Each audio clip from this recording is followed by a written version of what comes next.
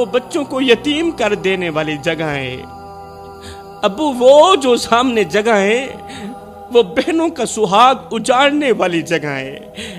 ابا خدارا وہاں مت جانا، وہاں جا کر سکینہ کو یتیم مت کرنا، اگر وہاں چلے گئے تو واپس زندہ نہیں آؤ گے، پھر تمہاری سکینہ یتیم ہو جائے گی، پھر تمہاری سکینہ تمہیں دیکھنے کے لیے ترستی رہے گی، بابا کی آواز سننے کے لیے ترستی رہے گی۔ ابا میں تو وہ سکینہ ہوں بابا کے بغیر تو سوتی بھی نہیں، تم جا رہے ہو، اگر زندہ واپس نہ آئے تو میں کس کے ساتھ سویا کروں گی؟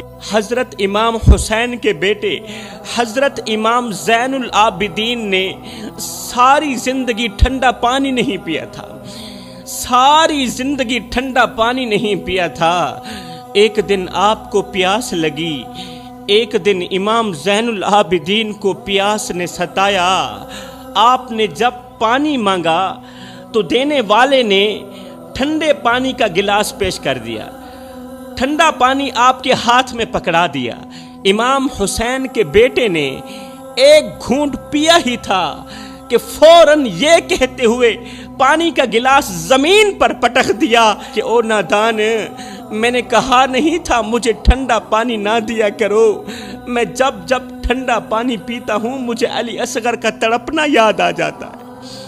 میری بہن سکینہ پانی کے لیے ترستی رہی، آج اگر میں ٹھنڈا پانی پیوں گا تو قیامت کے دن بابا حسین کو کیا منہ دکھاؤں گا؟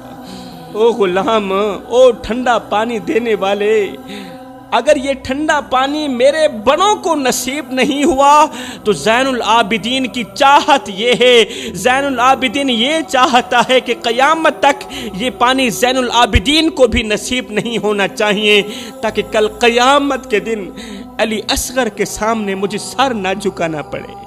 جوانو، کربلا کی تپتی ریت تھی، حضرت امام حسین کا آخری سجدہ تھا، یہ اس دکھی انسان کا سجدہ تھا جس کے سامنے خیمے جلتے رہے، جس کے سامنے معصوم روتے رہے، مگر پھر بھی جب آذان کی آواز آئی تو پیشانی سجدے میں نظر آئی۔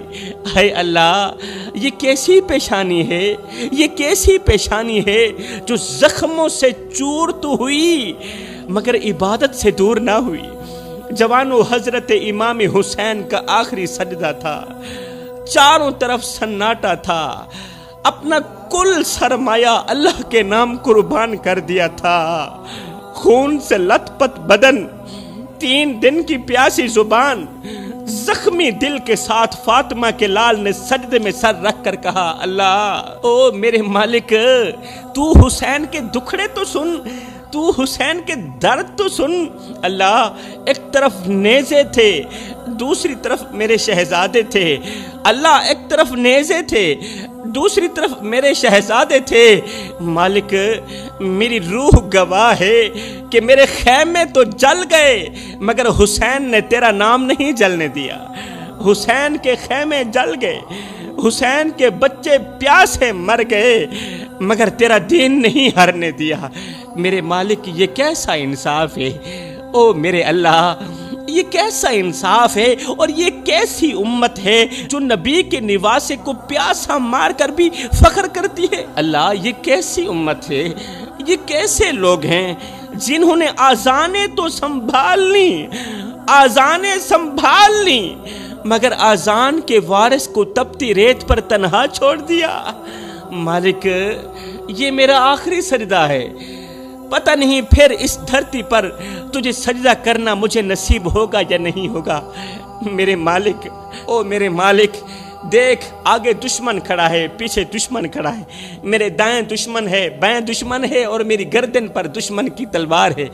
مالک، میں اپنے نانا کے پاس جانے سے پہلے تجھ سے بس اتنا پوچھنا چاہتا ہوں کہ میرے مالک، تجھے راضی کرنے کے لیے میں نے علی اصغر قربان کر دیا، تجھے راضی کرنے کے لیے میں نے علی اکبر قربان کر دیا، میرے قاسم کا شباب لٹ گیا، تجھے راضی کرنے کے لیے اون و محمد قربان کر دیے۔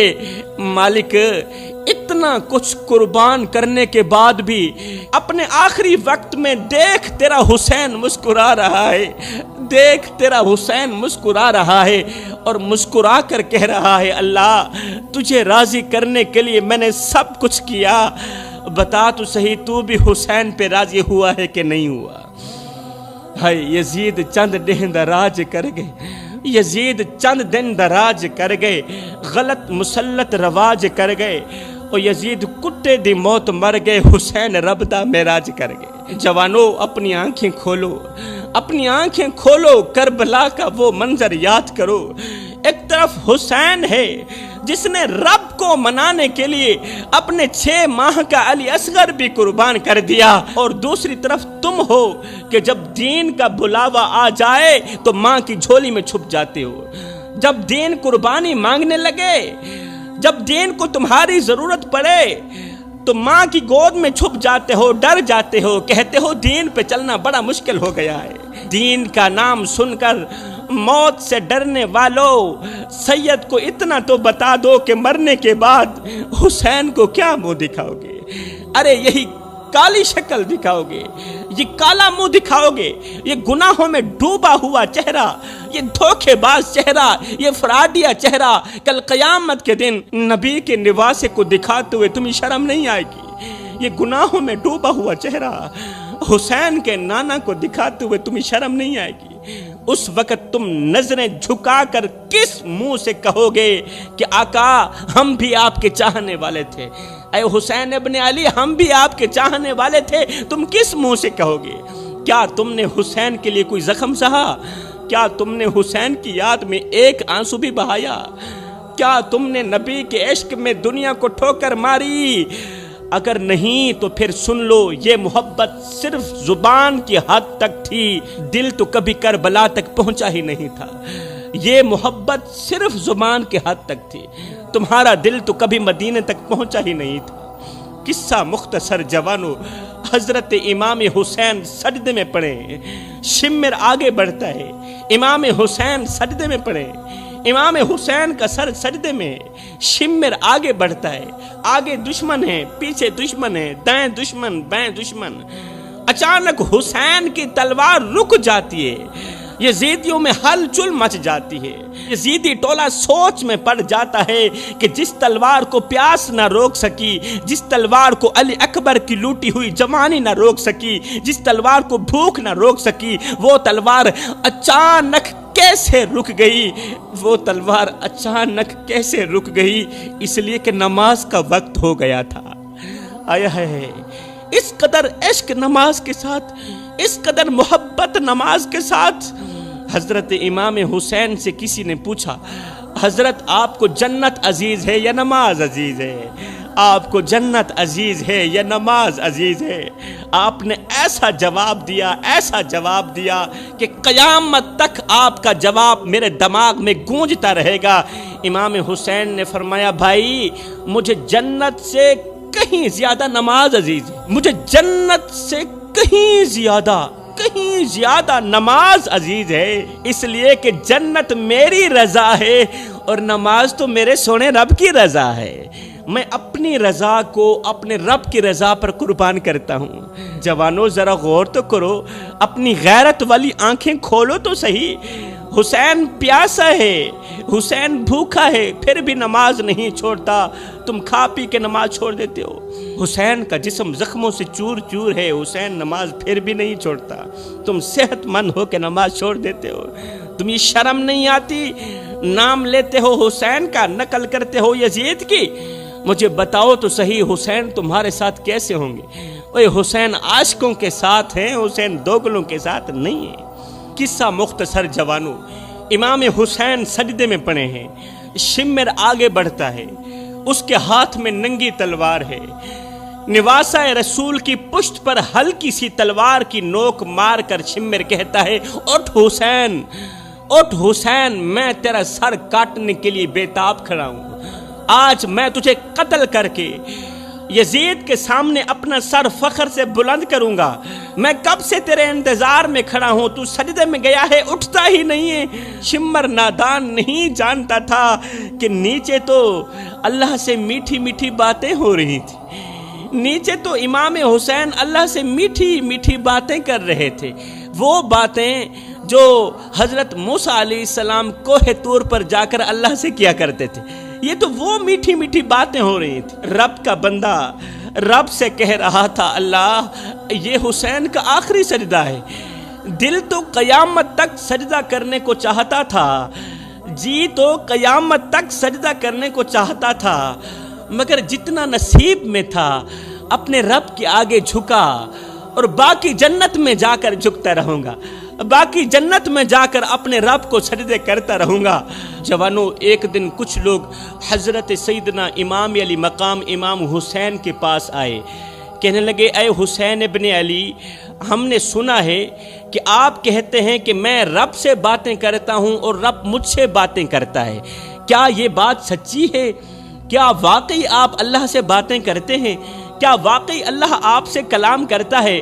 حضرت سیدنا امام حسین نے فرمایا بالکل آپ نے ٹھیک سنا ہے میرے بھائیو, الحمدللہ میں رب سے باتیں کرتا ہوں اور رب مجھ سے باتیں کرتا ہے.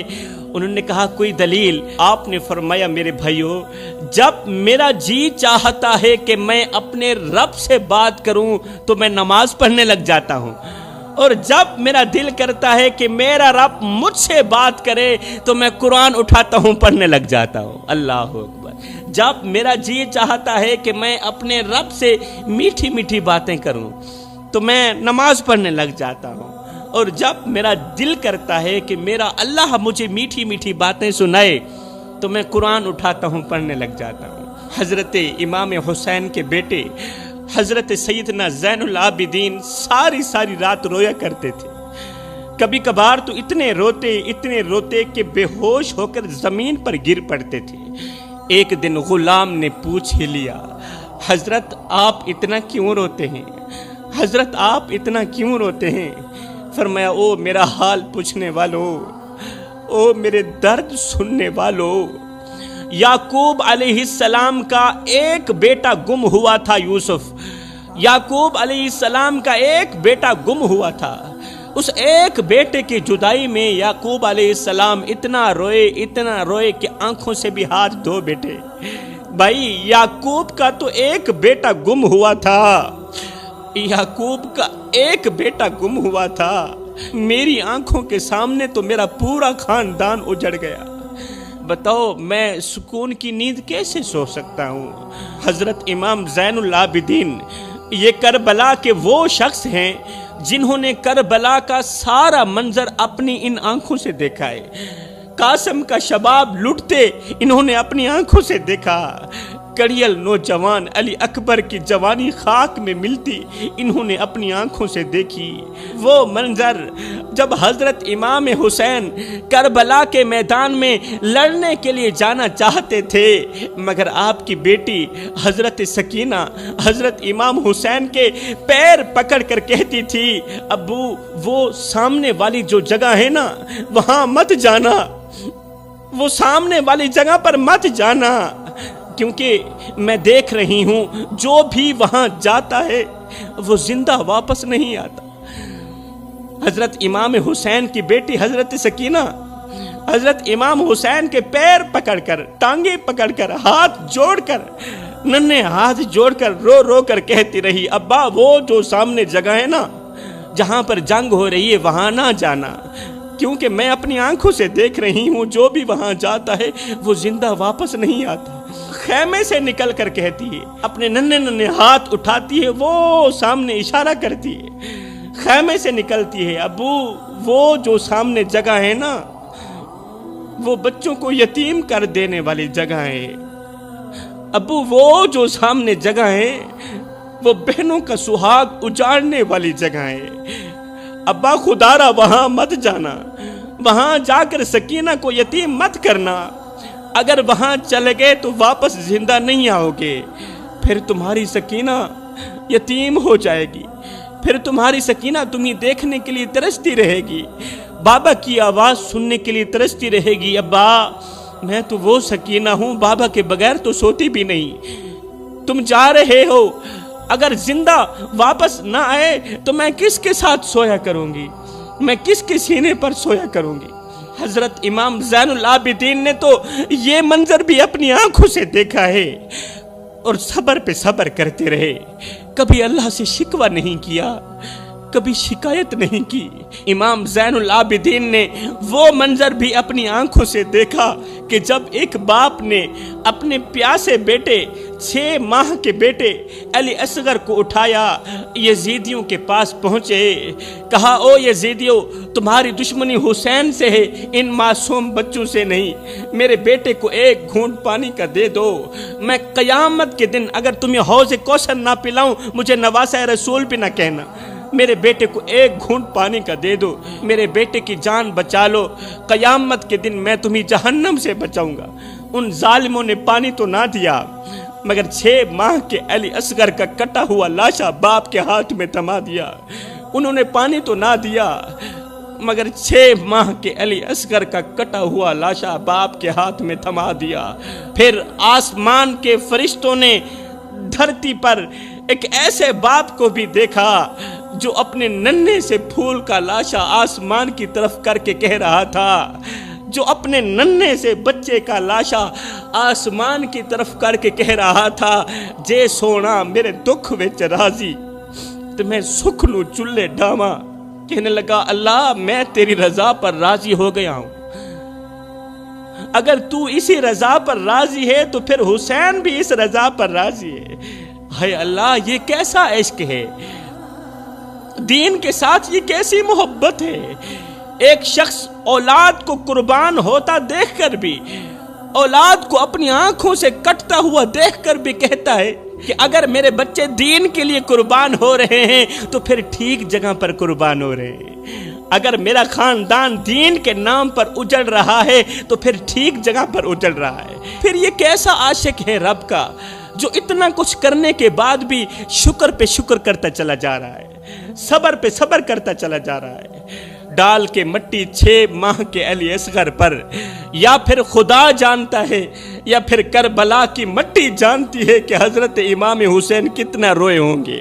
اپنے پیاسے علی اصغر کی لاش جب حضرت امام حسین نے دفنائی ہوگی، اس لمحے کو یا خدا جانتا ہے یا پھر کربلا کی مٹی جانتی ہے کہ امام حسین اپنے معصوم بچے علی اصغر کو مٹی کے سپرد کرتے کتنا روئے ہوں گے۔ یہ وہی حسین ہے نا جس کو میرے کریم آقا نے، نبیوں کے سردار نے، اللہ کے محبوب نے امام حسین کو اپنے سینے سے لگایا، کیونکہ حضرت جبریل علیہ السلام نے میرے رسول کریم صلی اللہ علیہ وسلم کو کربلا کا واقعہ تو پہلے سے ہی سنا دیا تھا۔ اس وقت حضرت امام حسین کا بچپنا تھا جب حضرت جبریل علیہ السلام نے کربلا کی ساری کہانی سنائی تھی۔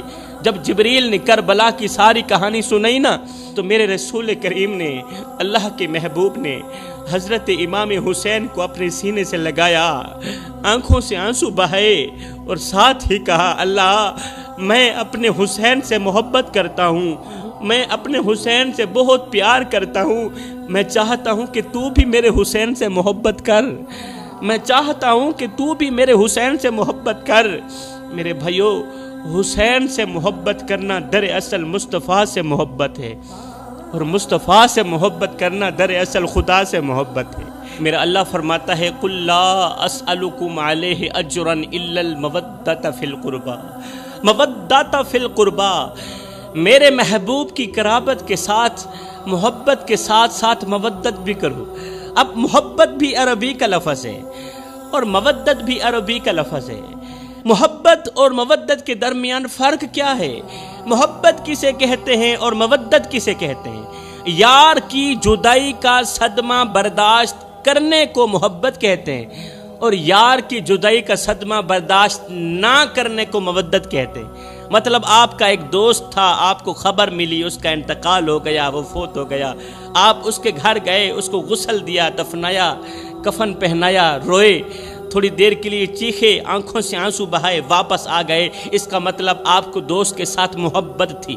جیسے ہی آپ کو پتہ چلتا کہ میرا دوست فوت ہو گیا ہے، یہ سنتے ہی آپ کا جگرا پھٹ جاتا، آپ بھی وہیں فوت ہو جاتے۔ اس کا مطلب یہ تھا کہ آپ کو دوست کے ساتھ مودت تھی۔ اب یہ جو مچھلی ہے نا، مچھلی کو پانی کے ساتھ مودت ہے، مودت ہے، اس لیے تو مچھلی پانی کے بغیر زندہ نہیں رہ سکتی۔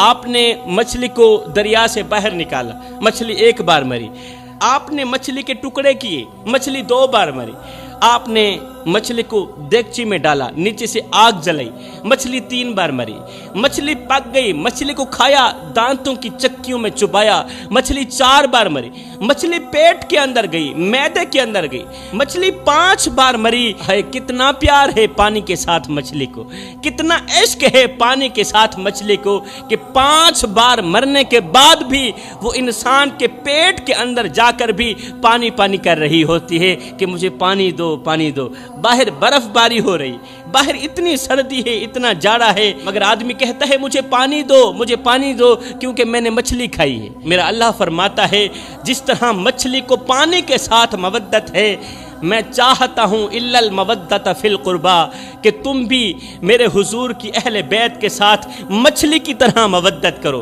کہ جس طرح مچھلی کو پانی سے باہر نکال دیا جائے مچھلی میں جان نہیں رہتی، اسی طرح اگر حسن و حسین کی محبت دل سے نکال دی جائے تو سینے میں ایمان نہیں رہتا۔